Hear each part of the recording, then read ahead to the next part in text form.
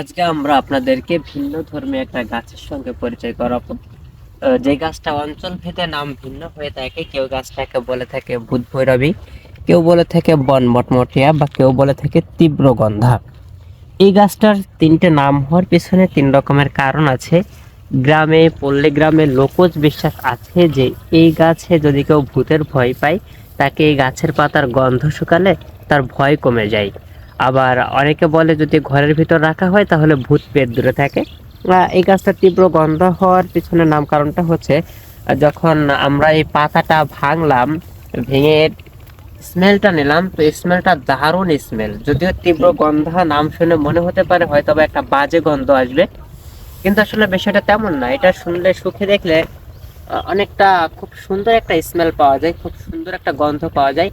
তবে গন্ধটা তীব্র তীব্র বলতে বোঝায় যে অনেক সময় থাকে বা একটু কড়া কারণে, যেমন আমরা এই গ্রেডের আতরের থেকে পেয়ে থাকি, যার কারণে গাছটার নাম তীব্রগন্ধা। বটমটিও বলা হয় এটাকে ভিন্ন একটা কারণে। তো যেটা হচ্ছে, এই গাছটা একটা বুনো গাছ, কিন্তু খুব ঔষধি গুণ সম্পন্ন গাছ। যদি তীব্র জ্বর, সর্দি, মাথা ব্যথা থেকে থাকে, তাহলে যদি এই গাছের পাতা ভেঙে তাকে ঘ্রাণ শুকানো হয়, তাহলে এই তীব্র জ্বর বলেন, মাথা ব্যথা বলেন, বা সর্দি কাশি বলেন, সেটা কমে যায়।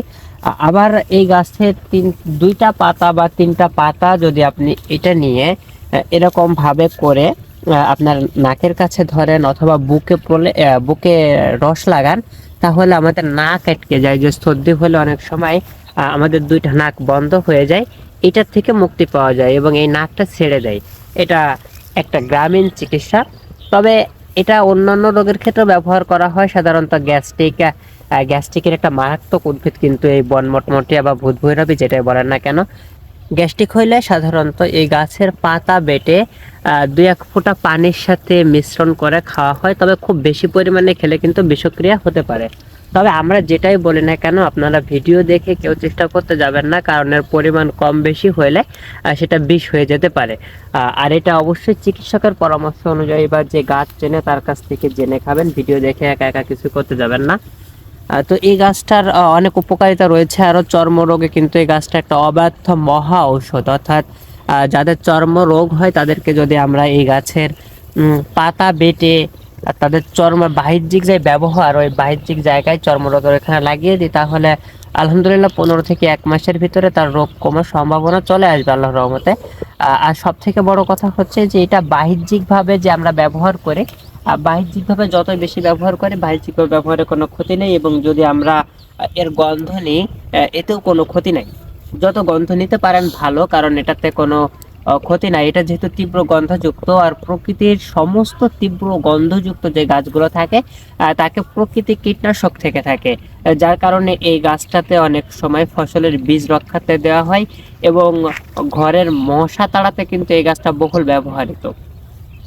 এই গাছের পাতা শুকিয়ে ঘরে রাখা হয়, তাহলে দুইটা উপকারিতা পাওয়া যায়। একটা হচ্ছে লোকজ বিশ্বাস আছে যে সে ঘরে ভূত প্রেত আসে না, এবং দুঃস্বপ্ন, অর্থাৎ যারা দুঃস্বপ্ন দেখে তাদের জন্য এই গাছটা রেখে দিলে তারা ওই ভয়ের যে স্বপ্নগুলো আছে সেই স্বপ্নগুলো তারা দেখে না।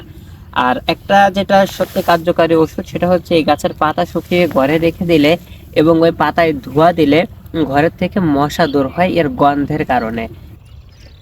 আমরা যখন খুব পরিমাণে মানসিক অস্বস্তিতে থাকি, তখন যদি আমরা এই ভূত ভৈরবী বা বনমরমরিয়া গাছের পাতার ঘ্রাণ শুকি, তাহলে আমাদের মানসিক যে অস্বস্তি থেকে থাকে এগুলো দূর হয়ে যায়। একাকিত্ব কাটানোর জন্য আমরা অনেক সময় গাছের পাতার গন্ধ শুকতে পারে, যাতে করে আমাদের এই যে একাকিত্ব, মনোগ্রতা, যে নিজের প্রতি নিজের আক্রোশ, এটা যাতে করে দূরে চলে যায়। তবে এটা গ্যাসের জন্য যদি ব্যবহার করে থাকেন, কেউ ব্যবহার করেন, তাহলে অবশ্যই সতর্ক থাকবেন। নারী, গর্ভবতী নারী এবং শিশুদের জন্য কেউ ব্যবহার করবেন না।